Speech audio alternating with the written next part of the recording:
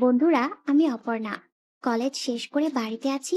এখন আমার বয়স 22-23 বছর হবে। আমি একজন সংসারী মেয়ে। আমাদের ফ্যামিলিটা কনজারভেটিভ। যেহেতু আমাদের বাড়িতে সেইভাবে স্বাধীনতা নেই, সেই কারণে আমি তেমন বাইরে যাই না। সারাদিন ঘরেই থাকি। আমার বাবার এক বন্ধুর ছেলে আমাকে খুব পছন্দ করে, তাই তার সাথে আমার বিয়ে হবে এটাই আমার পরিবার মেনে নিয়ে আমাকে শুধুমাত্র বাইরের ছেলে বলতে ওই রাহুলের সাথেই ঘুরতে যেতে দেয়। রাহুল খুব ভালো এবং শান্ত ছেলে। আমাকে খুব যত্ন করে রাহুল। মাধ্যমিক এবং কলেজে কোনো ছেলে বন্ধু ছিল না, তাই আমি শুধু রাহুলকেই ভালোবাসি। আর স্পর্শ বলতে শুধুমাত্র রাহুলই আমার হাত ধরেছে। সপ্তাহখানেক আগে আমার কাজ করতে গিয়ে কোমরে ভীষণ ব্যথা লাগে, আর সেই ব্যথাটা খুবই অসহ্য ছিল। আমি কাজ করতে গিয়ে নিচু হতে পারছিলাম না। ডাক্তার দেখিয়েছিলাম, কিন্তু ওষুধে কাজ হয়নি। তাই একদিন আমি আমার এক বান্ধবীকে কল করে বললাম, সন্ধ্যা, জানিস তো আমার 1 সপ্তাহ ধরে খুব ব্যথা। কোমরে এতটাই ব্যথা লেগেছে যে আমি ঠিকঠাক কাজ করতে পারছি না। আমার এসব কথা শুনে সন্ধ্যা আমাকে জিজ্ঞেস করলো, হ্যাঁ রে, কোমরের ব্যথা খুব বাজে জিনিস, তুই ডাক্তার দেখিয়েছিস? আমি বললাম, হ্যাঁ আমি ডাক্তার দেখিয়েছি, কিন্তু কোনো লাভ হয়নি। সন্ধ্যা বলল, তাহলে তুই একটা কাজ করতে পারিস, তুই মাসাজ নিতে পারিস। ওর এই কথা শুনে আমি অবাক হয়ে জিজ্ঞেস করলাম, মাসাজ নিলে ঠিক হয়ে যাবে? সন্ধ্যা বলল, হ্যাঁ যাবে রে। আমার একটা আন্টি ঠিক হয়ে গেছিল। তুই যদি বলিস তাহলে আন্টির কাছ থেকে নাম্বার নিয়ে ওনার সাথে যোগাযোগ করে দিতে পারি। উনি বাড়িতে এসে খুব সুন্দর মাসাজ করে দিয়ে যান। আমি বললাম, ঠিক আছে, তুই ওই মহিলার ফোন নাম্বার আমাকে দে। সন্ধ্যা বলল, মহিলা? আমি কখন বললাম উনি মহিলা? উনি তো একটা ছেলে। ছেলে বলা ভুল হবে, একজন বয়স্ক দাদু। আমি বললাম, মানে আমি একটা পরপুরুষ দিয়ে করাবো? সন্ধ্যা বলল, আরে পর দিয়ে করবি কেন? উনি তো বয়স্ক লোক। উনি খুব প্রফেশনাল, কোনো সমস্যা হবে না, বিশ্বাস কর। তবুও আমি বললাম, না রে থাক, আমি চাই না রাহুল ছাড়া আর কেউ হাত দিক। এবারেও বলল, ঠিক আছে, বুঝলাম বুঝলাম। আমি তো শুধু তোকে সাহায্য করার জন্য বললাম। মাসাজ করালে খুব তাড়াতাড়ি তুই ভালো হয়ে যেতি। আমি একটু ভেবে বললাম, আচ্ছা তুই ঠিক বলছিস তো, কোনো সমস্যা হবে না? সন্ধ্যা বলল, না রে পাগলি, কোনো সমস্যা হবে না। আমি ওনার থেকে অ্যাপয়েন্টমেন্ট নিয়ে তোদের বাড়িতে পাঠাবো ওনাকে। আমি বললাম, কিন্তু বাড়িতে তো মা থাকবে, আর মা যদি এসব জানতে পারে আমাকে আর আস্ত রাখবে না। তুই এক কাজ কর, শনিবারে ওই মাসাজের দাদুকে আমাদের বাড়িতে পাঠাব। ওই দিন মা বাড়িতে থাকবে না। সকাল থেকে রাত অবধি বাড়িটা শুধু আমার থাকবে।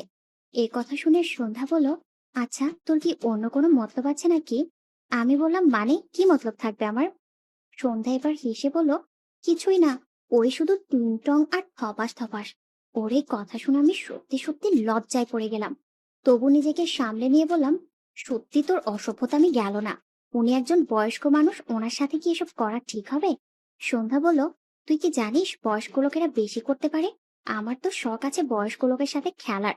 তাও লোকটার বয়স যদি 60-এর বেশি হয়, তাহলে আরো ভালো। সন্ধ্যার এমন দুষ্টুমি কথাবার্তা শুনে আমি বললাম, থাক তাহলে পাঠাতে হবে না, আমি ক্যান্সেল করে দিচ্ছি।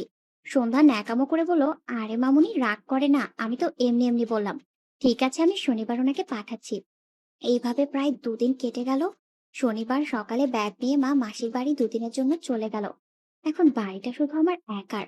তাই আমি বসে বসে মাসাজ দাদুর অপেক্ষা করতে থাকলাম, দাদু কখন আসবে।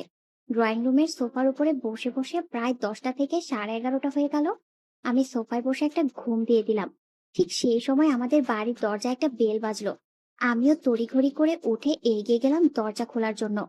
দরজা খুলতেই দেখি পাতলা, রোগা, কালো, বেশ বয়স্ক, প্রায় 60-এর কাছাকাছি একটা লোক হাতে দুটো ব্যাগ নিয়ে দাঁড়িয়ে আছে।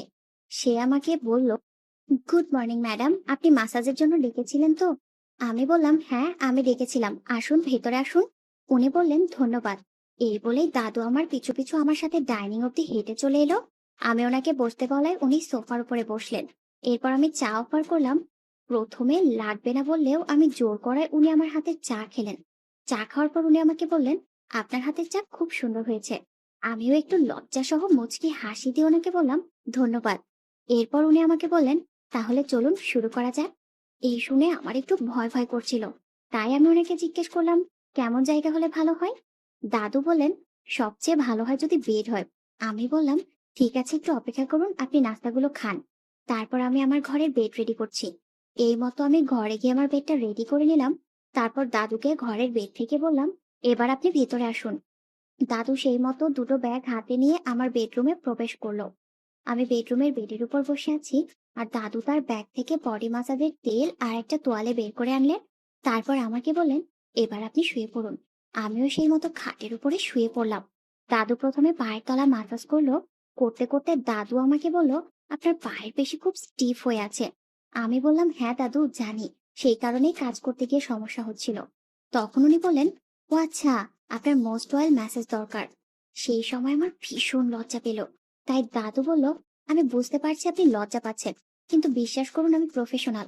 তখন আমিও ভেবে দেখলাম অনেকদিন ধরেই যন্ত্রণায় আছি, তাই ওনার কথা মতো কাজ করাই বেটার হবে। তাই ওনাকে কাজ করার জন্য আমি একটু সুযোগ করে দিলাম। সাথে সাথে দাদুও ঠিকছে শুরু করে দিলেন। সেই সময় দাদু এত সুন্দর করে দিচ্ছিল যে তার মধ্য দিয়ে যেন কারেন্ট প্রবাহিত হচ্ছিল। তখন দাদু আমাকে বলল, দেখুন, কাজ করতে এদিক সেদিক হাত লাগলে আপনার কোনো আপত্তি নেই তো? আমি মাথা উঁচু করে পেছন দিকে ফিরে দাদুর দিকে তাকিয়ে একটু মুচকি হাসি দিয়ে বললাম, কোনো সমস্যা নেই, আপনি আপনার মতো করেই চলুন। কারণ দাদু যেভাবে আমাকে মাসাজ করে দিচ্ছিল তাতে আমার এত রিল্যাক্স লাগছিল যে আমি আগে কোনোদিনই অনুভব করিনি। দাদু আমাকে মাসাজ করতে করতে বেশ কয়েকবার হাত লাগালো। সেই ছোঁয়ায় একটা আলাদা অনুভূতি ছিল, যেটার জন্য আমি ধীরে ধীরে চঞ্চল হয়ে উঠলাম। আমি প্রথমে লজ্জা পাচ্ছিলাম, কিন্তু দাদু বলেন, ভয় পাওয়ার কিছু নেই, আমার বাড়িতে তোমার মতো একজন নাতনি আছে।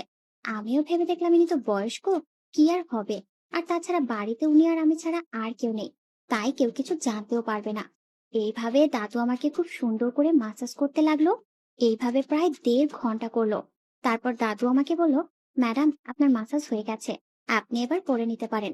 কিন্তু আমার তখনও তৃপ্তি হয়নি। মনে হচ্ছিল দাদু আর একটু ভালো করে করলে ভালো হতো। আমি ওই অবস্থায় একটু মুখটা কাচুমাচু করে দাদুকে বললাম, আপনার এত তাড়াতাড়ি হয়ে গেল? উনি বললেন, কোথায় ম্যাডাম, প্রায় 1.5 ঘন্টা ধরেই তো করলাম। আমি বললাম, ও আচ্ছা ঠিক আছে। তারপর দাদু আমাকে বললেন, আপনি ঠিকঠাক হয়ে নিন, আমি বাইরে অপেক্ষা করছি। এই বলে দাদু রুমের বাইরে বেরিয়ে অপেক্ষা করতে লাগলেন। খানিক পরে আমি হাতে টাকা নিয়ে বাইরে চলে এলাম। আর দাদুকে বললাম, দাদু আর 1 কাপ চা বানাই। দাদু বললেন, ম্যাডাম আজকে আর না, আমার অন্য একজনের ফিজিওথেরাপি করাতে হবে, আজ আসি। এই বলে দাদু আমার হাত থেকে টাকাটা নিয়ে মেইন দরজা দিয়ে বেরিয়ে চলে গেলেন। আমার মনে তখনও দাদুর সেই স্পর্শের কথা মনে পড়ছিল। আমি যে 2বার দাদুকে জল দিয়েছি সেটা বুঝতে পেরে দাদুও কিছুটা হেসেছিল। এখনো খেলতে আমার খুব মন চাচ্ছে। তাই আমি ভাবলাম ঠান্ডা জল দিয়ে স্নান করলে হয়তো আমার এইসব উল্টোপাল্টা চিন্তা ভাবনা মাথা থেকে বেরিয়ে যাবে।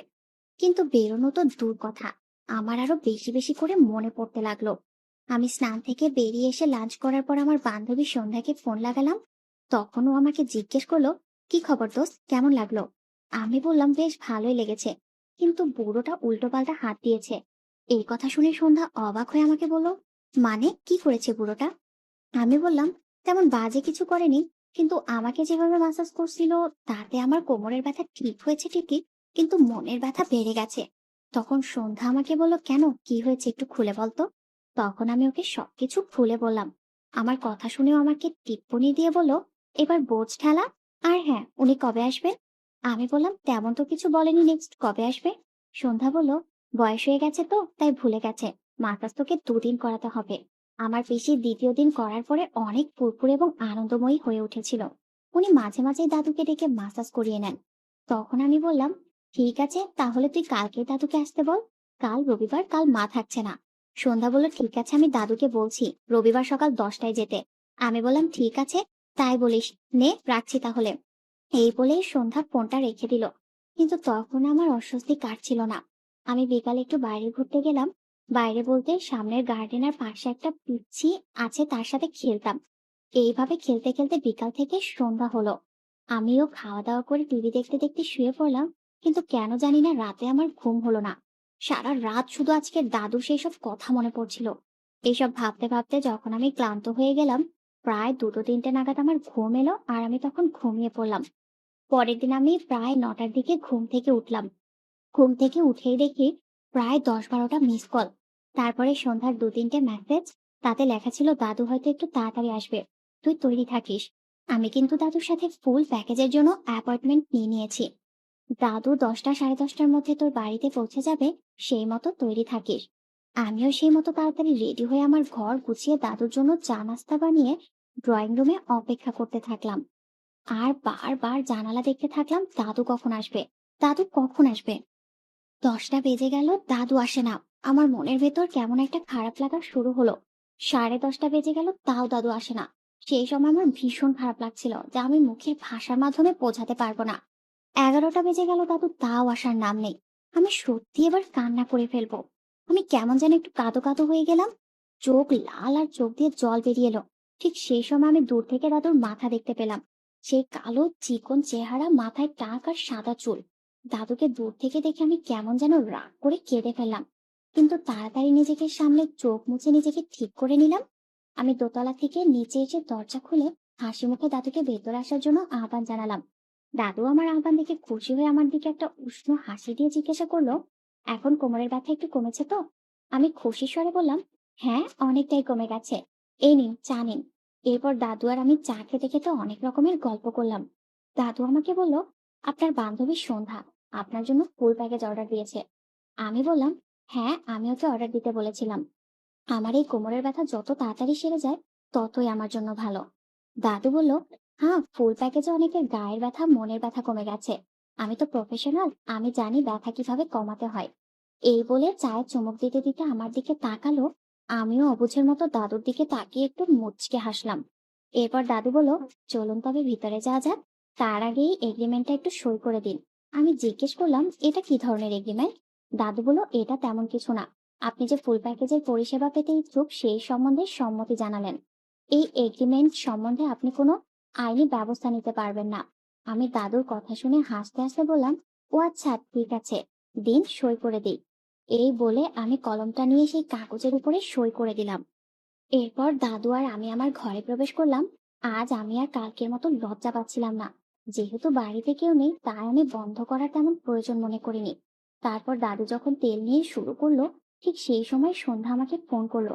আমি সন্ধ্যার ফোন ধরতে ও জিজ্ঞেস করলো, কিরে দোস্ত, দাদু এসেছে? আমি বললাম, হ্যাঁ রে, চলে এসেছে। আমি আর দাদু আছি, দাদু আমাকে করে দিচ্ছে। সন্ধ্যা বলল, বলিস কি করে দিচ্ছে মানে? আমি বললাম, আরে তুই যা মনে করেছিস তা নয়, উনি মাসাজ করছে। এই কথা বলে আমরা দুজনেই হাসতে লাগলাম। দাদু এমন সময় একটা ধরে মোচড় দিল, সাথে সাথে একটু আওয়াজ করে উঠলাম। তখন সন্ধ্যা আমাকে জিজ্ঞেস করলো, কি হলো রে? আমি বললাম, আর বলিস না, বুড়া দাদু মনে হয় লাগাতে চাচ্ছে। তুই এখন রাত, দেখি দাদু কি করতে চায়। আমার এই কথা শেষ হতে না হতেই দাদু যা শুরু করলো তাতে আমি অস্থির হয়ে গেলাম। তাই আমি আকুতি করে দাদুকে বললাম, দাদু প্লিজ, এবারে আসল কাজ শুরু করো। আমার মনের অবস্থা বুঝতে পেরে উনি সাথে সাথে সেট করে শুরু করলেন। আমি প্রায় চিৎকার করে উঠলাম। আমি বুঝতেই পারিনি মেশিনটা এত বড় হতে পারে। তবে এই 2 মিনিটের চেষ্টা আমি নিতে পারলাম। তারপর থেকে আমি শুধু মজা পেতে লাগলাম। উনি থপাস থপাস করে মারতে লাগলো। আধা ঘন্টা পরে আমাদের দুজনের প্রায় একসাথেই হয়ে গেল।